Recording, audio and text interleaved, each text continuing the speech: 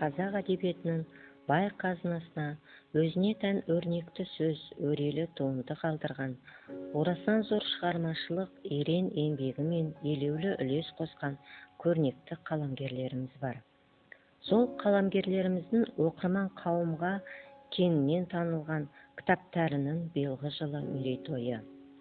Ақын және қоғам қайраткері Ілияс Жансүгіровтің «Дала» поэмасына 90 жыл, жазушы Қазақстанның халық жазушысы Ғабиден Мұстафиннің «Шығанақ» романына 75 жыл, «Дауылдан кейін» романына 60 жыл, жазушы Мұқан Иманжановтың «Алғашқы айлар» повесіне 70 жыл, көрнекті балалар жазушысы, белгілі көркемсөз шебері Бердібек Соқпақбаевтың «Балалық шаққа саяхат» повесіне 60 жыл, жазушы Қазақстанның мемлекеттік сыйлығының лауреаты Хамза Есенжановтың «Ақжайық» кітабына 55 жыл. Сұлтанмахмұт Торайғыров атындағы облыстық кітапхана кітап мерейтойы атты онлайн шолуын назарларыңызға сұнады. Ілияс Жансүгіров ақын, драмашы, прозашы. Оның поэзиясы ұлттық әдебиеттің классикалық байлығының қатарына жатады. Қазақ әдебиетінің негізгі қалаушылардың бірі. Ілияс Жансүгіровтің шығармашылығы көп қырлы.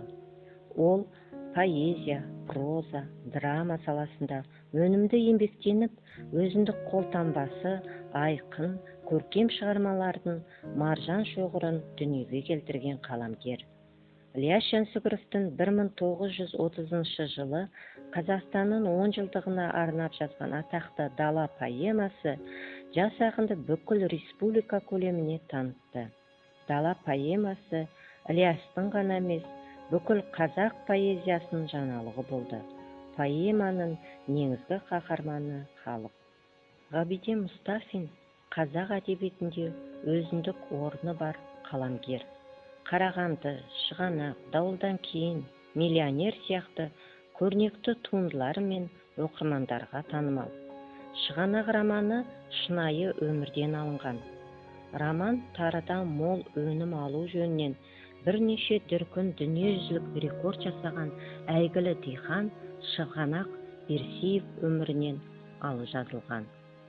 Мұқан Иманжановты қазақ оқырман қауымы арасында кеңінен танылып, жазушы есімін әйгілі еткен «Алғашқы айлар» повесі мектептегі оқу тәрбие тақырыбына арналған.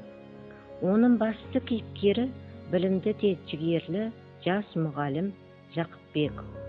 Ол бүкіл оқу тәрбие мәселесін өмірмен, өндіріспен байланыстыра жүргізу мәселесін көтереді және сол мақсат мұратын жүзеге асыру жолында бар күш жігерін салып аянбай күреседі.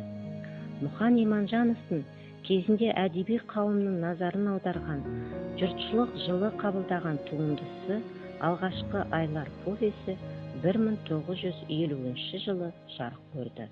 Осы шығармасы үшін Мұқан Иманжанов Жамбыл атындағы республикалық бірінші жүлдеге ие болды. Бердібек Соқпақбаев оқырман ықыласына бөленген классик жазушы. Оның «Балалық шаққа саяхат», «Менің атым Қожа», «Қайдасың Гаухар» повестері мен «Өлгендер қайтып келмейді» романы қаламгердің көркемдік танымын танытатын шығармалар қатарында. Қаламгер жас кейіпкерлерінің жан сезімін, бастан кешкен қиыншылықтарын шынайылықпен баяндап береді. Жазушының 1960 жылы жарық көрген «Балалық шаққа саяхат» атты повесі қазақ балалар әдебиетінің асыл мұрасына айналды. 1930 жылдардағы кішкентай кейіпкердің тағдыр арқылы өтетін повесть сол уақыттағы оқиғаларды және қазақ халқының қиын өмірін еш боямасыз көрсетеді. Бердібек Соқпақбаев бұл шығармасында балалық шағын қызықты етіп әңгімелейді. Соның арқасында оқырман сол дәуірдің шынайы тарихи шындықтарын көре алды. Қазақ әдебиетінде айшықты із қалдырған атақты қаламгердің асқақ рух пен асыл адамгершілік қасиеттерді насихаттайтын өшпес туындылары рухани игілікке айналып халқымен бірге жасап келеді.